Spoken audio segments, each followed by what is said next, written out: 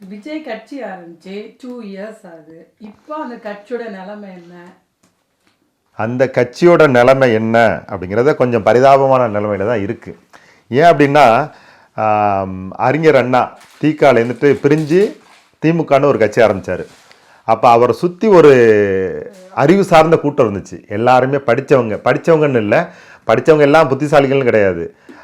அதாவது ஒரு கொள்கை பற்றி பேசுகிறதுக்கும் அதை நிறைய படித்து உள்வாங்கிறதுக்கும் மக்கள்கிட்ட எப்படி போகணும், மக்களை எப்படி சந்திக்கணும் அப்படிங்கிறதுக்கும் பல தலைவர்கள் இருந்தாங்க. அதை போல தலைவர்கள் விஜய்கிட்ட யாருமே இல்லை. இப்போ இருக்கிறது புசி ஆனந்தன் ஒருத்தர் இருக்காரு.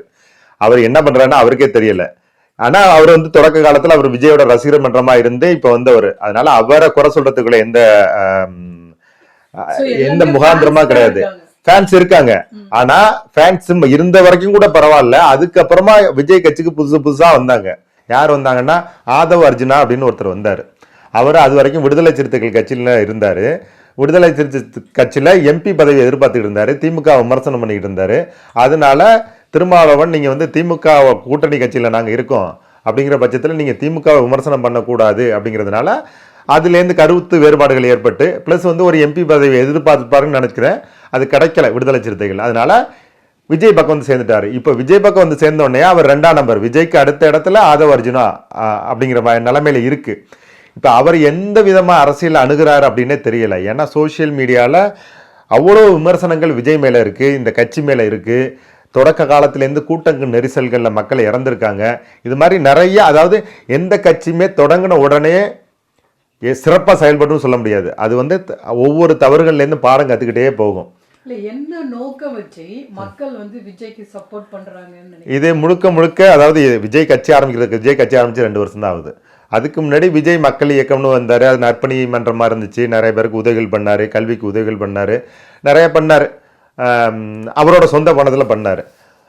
இது எப்போதுமே பெரிய நடிகர்களுக்கு ஒரு ஃபேன் பேஸ் இருக்கும், ரசிகர்கள் கூட்டம் இருக்கும். அந்த ரசிகர்கள் தான் அடுத்தது கட்சியினர் ஆவாங்க. அந்த கட்சியினர் ஓட்டு போட்டு தான் ஜெயிக்கிறது வழக்கம். அது எம்ஜிஆர் காலத்துலேருந்தே எம்ஜிஆருக்கு என்ன ஏன் அவ்வளோ கவர்ச்சி இருந்துச்சு அப்படின்னா, எம்ஜிஆர் திரைப்படங்களில் மக்களுக்கு நல்லது செய்கிற மாதிரி நடித்தார். அதன் மூலமாக ஒரு திரைக்கவர்ச்சி, அந்த திரைக்கவர்ச்சி மூலம் மக்களை அவர் கவர்ந்து இழுத்தார். அதே போல் தான் விஜய்க்கு விஜய் யார் ஒத்துக்கிட்டாலும் ஒத்துக்கலைன்னாலும் அவர் ஒரு பெரிய நடிகர், உச்ச நடிகர் இப்போ உள்ளதில். அதனால அவருக்கு ஒரு பெரிய கூட்டம் இருக்கு, இளைஞர்கள் கூட்டம் இருக்கு, ஒரு பெண்கள் கூட்டமும் இருக்கு. அதனால அவரை பார்க்கணும், இது வரைக்கும் திரையில பார்த்துட்டு இருந்தவங்கள நேரில் போய் பார்க்கணும் அப்படிங்கிற உற்சாக மிகுதியில நிறைய பேர் கூடுறாங்க. அதனாலதான் கூட்டம் கூடுது. ஆனா ஒரு பர்சனால ஒரு ஃபேமிலி, அம்மா அப்பா ஒய்ஃபு பிள்ளைங்களையே கேர் பண்ண முடியாதவங்களால எப்படி ஒரு தமிழ்நாட்டு மக்களை எப்படி கேர் பண்ண முடியும்? இது நல்ல கொஸ்டின் தான். இது அவரோட பர்சனலுங்கிறதுனால நம்ம அதை பேசாமையும் இருக்க முடியாது. ஏன்னா அவர் அரசியலுக்கு வந்துட்டார். அவங்க அம்மா அப்பா தனியாக இருக்கிறதும் மீடியாவில் வருது, அவங்க ஒய்ஃபு தனியாக இருக்காங்க, பிள்ளைங்க தனியாக இருக்காங்கன்னு மீடியாவில் வருது. இது எந்த அளவு உண்மைங்கிறது அவங்க குடும்பத்துக்கு மட்டும்தான் தெரியும், நமக்கு தெரியாது. ஆனால் வெளியிலேருந்து பார்க்குறதுக்கு அவங்க அம்மா அப்பாவோட அவர் இல்லை, அது உண்மை. அவங்க அம்மா அப்பா தனியாக இருக்காங்க, இவர் தனியாக இருக்கார். சரி, தனி குடுத்தமாக இருந்தாங்க, குடும்பத்தோட தனி குடுத்தனமாக இருந்தாங்க இவ்வளோ நாள். இப்போ விவகாரத்து நோட்டீஸ் அவங்க மனைவி அனுப்பியிருக்காங்க. விவகாரத்து நோட்டீஸ் அனுப்புனது வரைக்கும் யாரும் விஜயை குறை சொல்ல முடியாது. ஏன்னா கணவன் மனைவிக்குள்ள ஒரு தகராறு ஏற்படும், கருத்து வேறுபாடுகள் ஏற்படலாம், சேர்ந்து இருக்கலாம், பிரிஞ்சு வாழலாம், அதெல்லாம் ஒவ்வொருத்தரோட உரிமை. அதனால நம்ம விஜய் மட்டுமே குறை சொல்லிட்டு இருக்க முடியாது, அதே சமயம் சங்கீதாவையும் குறை சொல்ல முடியாது. அவங்க 2 பேருக்குள்ள கருத்து முரண்பாடு ஆனச்சு. அதனால விவகாரத்து நோட்டீஸ் அனுப்புனாங்க. அது வரைக்கும் ரைட்டு, அது வரைக்கும் விஜய் அது வரைக்கும் கரெக்ட்னா அப்ப எது ராங்? இப்போ அது வரைக்கும் கரெக்டுன்னு சொன்னது அவர் பர்சனல் லைஃப்பை டீல் பண்ணதில்ல.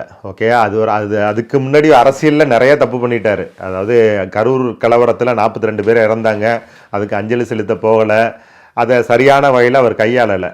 அதுக்கு பற்றி பெரிய வருத்தம் கூட அவர் தெரிவிக்கலை. ஒரு வீடியோ போட்டார், அதோடு முடிஞ்சிச்சு. அதை பற்றி அடுத்தடுத்த கூட்டங்களில் கூட ஒரு இரங்கல் தெரிவித்து அவர் பேசலை. அது அரசியல் ரீதியாக.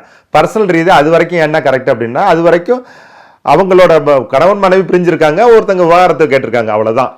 ஓகே, அதுக்கப்புறம் அவர் பண்ணது தான் என்னன்னா, விவகாரத்து நோட்டீஸ் அனுப்பும்போது அவங்க மனைவி என்ன சொல்லியிருக்காங்க அப்படின்னா, இவருக்கு ஒரு நடிகையுடன் தொடர்பு இருக்குது அப்படின்னு. உடனே அவர் என்ன அது இவரோட ஈகோவை டச் பண்ணது மாதிரி ஆயிடுச்சுன்னு நினைக்கிறேன். நீ என்ன சொல்றது, நானே அழைச்சிட்டு வரேன் பாரு அப்படிங்கிற மாதிரி த்ரிஷா அழைச்சிட்டு வந்துட்டாரு. அதுலயும் ஆண் பவரை காட்டுறதுக்கா ஆண் பவரை அது அப்படி இன்னும் கூட எடுத்துக்கலாம், ஓகேயா, அப்படின்னு கூட எடுத்துக்கலாம். பட் என்ன அப்படின்னா அவர் நீ சொல்லி நான் என்ன வந்து இது பண்றது, நான் வந்துட்டு ஆமா நான் அழைச்சிட்டு வரேன் பாரு அப்படின்னு அழைச்சிட்டு வந்துட்டாருன்னு நினைக்கிறேன். ஏன் அப்படின்னா அவங்க 2 பேரும் போத்தீஸோட சாமுத்திரிகா பட்டம் அது த்ரிஷா கட்டினது. எப்படி தெரியும் அப்படின்னா போத்தீஸ் அவனோட ட்விட்டர்லேயோ இன்ஸ்டாலேயோ போட்டிருக்கான், தேங்க்ஸ் த்ரிஷா ஃபார் வேரிங் தி சாமுத்திரிகா பட்டு அப்படின்னு அவனோட விளம்பரத்துக்கு அவன் யூஸ் பண்ணிக்கிட்டான். ஓகே, 2 பேரும் ஒரே டிசைன் கணவன் மனைவி போல வந்திருக்காங்க அப்படின்னு. இது வந்து பார்க்குறதுக்கு ஒருத்தர் டைவர்ஸ் பண்ணிட்டு இன்னொரு கல்யாணம் பண்ணுறதெல்லாம் தப்பே கிடையாது. அது அவங்கவுங்களோட சூழ்நிலையை பொறுத்து இருக்கு. இவங்க தப்பு அவங்க தப்பு அப்படின்னு சொல்றதுக்கு ஒண்ணுமே இல்லை. யங்ஸ்டர்ஸ் வந்து விஜயை ஃபாலோ பண்றாங்க. ஸோ விஜய் ஒரு எக்ஸாம்பிளா இல்லாம இப்படி பேடா பிஹேவ் பண்றது யங்ஸ்டர்ஸ் எல்லாரையும் அஃபெக்ட் பண்ணும். அது பேடா பிஹேவ் பண்றாங்க அப்படிங்கிற ரேஞ்சுக்கு நம்ம கொண்டு போக தேவையில்லை. இது அரசியல் வாழ்க்கையிலும் சரி தனிப்பட்ட வாழ்க்கையிலும் பெரிய தலைவர்கள் தன்னை வந்து நிறையா லட்சக்கணக்கான கோடிக்கணக்கான பேர் ஃபாலோ பண்ணுறாங்கும் போது ஒரு நல்ல எக்ஸாம்பிளாக தான் வாழணும். ஆனால் இவரோட செயல்பாடுகள், அதுவும் த்ரிஷா அழைச்சிட்டு வந்தது, அதை வந்து நம்ம அதுக்கப்புறம் எப்படி வேணாலும் சொல்லிக்கலாம். அதாவது அவங்க 2 பேரும் ஒரே படத்தில் நடிச்சிருக்காங்க, நிறையா ஒரே படங்களில் நிறையா நடிச்சிருக்காங்க, ஜோடியாக நடிச்சிருக்காங்க, அதனால வந்தாங்க, அதை பெருசாக எடுத்துக்கக்கூடாதுன்னு கூட சொல்லலாம். ஆனால் அந்த மாதிரி எந்த விதமான அறிக்கையும் வரல. அதை பற்றி அவர் தெளிவுபடுத்தல, எதுக்குமே அவர் தெளிவுபடுத்துறதே கிடையாது. அந்த கரூர் மரணங்கள் நடந்த போதும் சரி அதை பற்றி பெருசாக அலட்டிக்கலை. இப்போ விவகாரத்து நோட்டீஸ் வந்த பிறகும் சரி அதை பற்றி அலசிக்கலை. அப்புறம் மக்கள் வந்து அவங்களுக்கு டீச் பண்ணணும்ல, அவங்களோட தலைவராக இருந்தாலும் தலைவர் ராங் ரூட்டா போகும்போது மக்கள் எப்படி விஜயை சப்போர்ட் பண்ணலாம், ஃபேன்ஸுங்கிற ஒரு மக்கள் பேட் ஐடியாலஜில எப்படி ஒரு அவங்களுக்கு சப்போர்ட் பண்ணலாம். ஃபேன்ஸுங்கிற ஐடியாலஜியில் இதெல்லாம் திரை கவர்ச்சி தான். ஒவ்வொரு வயசுலையும் சில பேருக்கு 40 வயசு வரைக்கும் கவர்ச்சி இருக்குது, திரை கவர்ச்சி இருக்குது, சில பேருக்கு 60 வயசு இருக்குது, சில பேர் சாவது வரைக்கும் இருக்குது. இப்பயும் சில பாட்டிகள் வந்துட்டு இன்னும் எம்ஜிஆர் உயிரோடு இருக்காரு, ரெட்டலைக்கு தான் ஓட்டு போடுறோம்லாம் இருக்காங்க. ஸோ சில திரை கவர்ச்சி வந்துருச்சுன்னா அவங்க என்ன தப்பு பண்ணாலும் அதை ஏற்றுக்க மனம் இருக்காது. தலைவர் செஞ்சால் எல்லாமே கரெக்டாக தான் இருக்கும் அப்படிங்கிறது இருக்கும். அதுக்காக அவங்கள தவறுன்னு சொல்ல முடியாது. அந்த அளவுக்கு தான் அவங்களுக்கு பக்குவம் இருக்குது. அப்போ மக்களை எஜுகேட் பண்ணணுமா? டிஎம்கே வந்து மக்களை எஜுகேட் பண்ணணும். ஏன்னா டிஎம்கே மீன்ஸ் இப்போ வந்து ஸ்டாலின் தானே தமிழ்நாட்டை ரூல் பண்ணுறாங்க. அப்போ இதெல்லாம் மக்களை எஜுகேட் பண்ணலாம்ல. மக்களை என்ன எஜுகேட் பண்ண முடியும்? மக்களை எல்லாம் தினசரி படிக்கிறாங்க, டிவியில் நியூஸ் பார்க்குறாங்க, இன்ஸ்டா பார்க்குறாங்க, சோஷியல் மீடியா பார்க்குறாங்க, பல விதங்களில் வந்துட்டு நியூஸ் அவங்களுக்கு போய் சேருது. அந்த சேர்றதுல இருந்துட்டு எல்லாருக்கும் பகுத்தறிஞ்சு தான் எது உண்மை எது பொய், யார் நமக்கு நல்ல தலைவர்கள் அப்படின்னு மக்கள் தான் தேர்ந்தெடுக்கணுமே தவிர. என்னோட கொஸ்டின் என்னன்னா, ஒருத்தங்க வந்து ஸ்டேட்டஸ்லேயோ இல்லைன்னா இன்ஸ்டாகிராம்லேயோ கொஞ்சம் பாப்புலர் ஆன உடனே இவங்க வந்து தமிழ்நாட்டை ரூல் பண்ணால் நமக்கு நல்லதுன்னு நினைக்கிறாங்கல்ல. அது இயற்கையாக நடக்கிறது தான் எல்லா இடத்துலையும். அங்கே மட்டும் இல்லை, எல்லா இடங்கள்லையும் இன்ஃப்ளூயன்சர்னா என்ன, நான் பேசுகிறத வந்துட்டு இந்த ரூமில் உட்காந்துட்டு நீயும் நானும் கேட்டுட்டு இருக்கேன். இதே வந்துட்டு 1 லட்சம் பேர் 2 லட்சம் பேர் 5 லட்சம் பேர் கேட்கும்போது நான் பேசுகிறத வந்துட்டு அவங்களுக்கு தாக்கம் ஏற்படுது. இதன் மூலமாக வந்து நம்ம நல்ல கருத்துக்களையும் சொல்லலாம், தவறான பாதைக்கு மக்களை அழைச்சிட்டு போகலாம். ஸோ நம்மளோட கான்வர்சேஷனை நான் என்ன புரிஞ்சுட்டேன்னா, நம்ம எல்லாம் பார்க்குறோம், லிசன் பண்ணுறோம், அதை அப்படியே ஏற்றுக்காம நம்ம வந்து திங்க் பண்ணணும். அவங்க சொல்றது ரைட்டா ராங்கா வேலிடா இல்லையா ராங்கா. இப்பயும் என்ன, விஜய் தன் தவறுகளிலேருந்து பாடம் கற்கவே இல்லை. அவருக்கு பெரிய ஈகோ இருக்கிற மாதிரி தோணுது. அது நம்ம ஜட்ஜ் பண்ண முடியாது. என்னன்னா இப்போ கூட்ட நெரிசல் நடந்துச்சு, 42 பேர் இறந்தாங்க. 42 பேர் ஒரு தமிழ்நாட்டில் ஒரு பொதுக்கூட்டத்தில் 42 பேர், அதுவும் தன்னோட கட்சி தொண்டர்களாக இருக்கட்டும் இல்லை வந்து ஃபேன் பேஸாக இருக்கட்டும், அவங்க வந்து இறந்துருக்காங்க. அப்படிங்கும்போது அது ஒரு பெரிய விஷயம். அந்த விஷயத்தை இவர் சரியாகவே டீல் பண்ணலை, கையாளலை. அப்படிங்கும்போது இவர் எப்படி மக்களுக்கு செய்வார்? ஐ திங்க் மக்களே செல்ஃபிஷாக இருக்காங்க. 42 பேர் இறந்துருக்காங்கல்ல, அப்படின்னா அடுத்த கூட்டம் கூடும்போது திங்க் பண்ணணும், இன்னொருத்தனுக்கு பிள்ளை இறந்து போயிருக்கு, நம்ம போகக்கூடாதுன்னு சொல்லி யோசிக்கணும். அப்படி இல்லை சில பெண்கள் வந்துட்டு அதுக்கப்புறமும் வந்து நான் என் உயிரே போனாலும் பரவாயில்ல, நான் எங்கள் அண்ணனை பார்க்க வரோன்னு வர்றாங்க. சரி, இதெல்லாம் நீ தவறு ரைட்டு அப்படின்னு சொல்கிற இடத்துக்கு போக முடியாது. நம்ம சில பேர் இருக்க தான் செய்வாங்க. 1000 பேரில் ஒரு 10 பேர் அப்படி தான் இருப்பாங்க, வந்து ரொம்ப பைத்தியமாக இருப்பாங்க நடிகர்கள் மேலே. சில பேர் அரசியல் தலைவர்கள் மேலே பைத்தியமாக இருப்பாங்க. இப்போ நிலைமைக்கு என்ன அப்படின்னா, விஜயோட செல்வாக்கு ஏறிக்கொண்டிருந்த செல்வாக்கு, இப்படி ஏறிக்கிட்டு இருந்த செல்வாக்கு அப்படியே கொஞ்சம் கொஞ்சமா டவுன் ஆகி அதுக்கப்புறம் திரிசா இந்த வாரம் வந்த பிறகு இன்னும் கொஞ்சம் இறங்கியிருக்கு. ஏன் அப்படின்னா இப்போ சோஷியல் மீடியாலே பார்த்தீங்கன்னா நிறைய பெண்கள் சப்போர்ட் பண்ணிக்கிட்டு இருந்த பெண்கள்லாம், என்ன தலைவா இப்படி பண்ணிட்ட தலைவா, உனக்கு எவ்வளவுதான் தலைவா முட்டு கொடுக்கறது, இப்படி போய் எங்களை வந்துட்டு அவங்களே அவங்களுக்கு கில்ட்டி ஆயிடுச்சு. என்னடா இப்படி ஒரு விஜய் அண்ணாவுக்கு நம்ம சப்போர்ட் பண்ணோம், நம்மளை கை விட்டுட்டாரு, இப்படி போய் திரிசா வளைச்சிட்டு வந்துட்டு ஒரு ஒரு தான் தான் எல்லாம் அப்படிங்கிறது மாதிரி காமிச்சிட்டாரு அப்படிங்கிறது.